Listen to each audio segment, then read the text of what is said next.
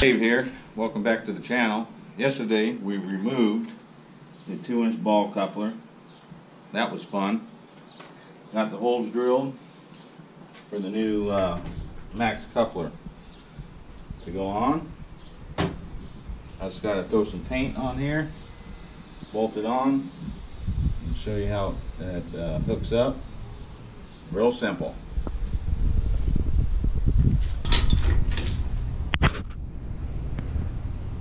Got to strong arm it. I'll torque it later. Torque specs. Hook that up. Okay, next. Back the lever up. Hook it up. In the meantime, this swivels. There's tools over here. This rotates.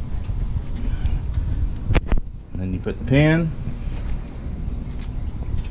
in here, and you got articulation up and down. Drop it in.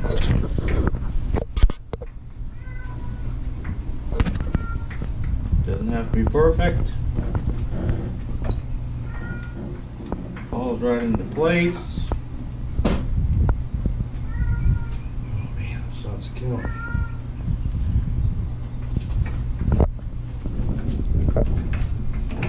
Drop it in.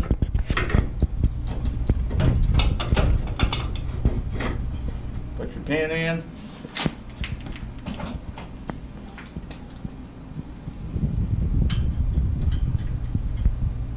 Put your cotter in.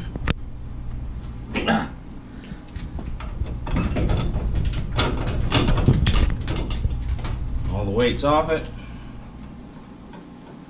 There you go. I added these extensions for the safety cables because of the length. Kind of grew a little bit. I'll probably cut these off. Put a couple shackles. The reason for the longer shank is so I can open up the Jeep while on the trail.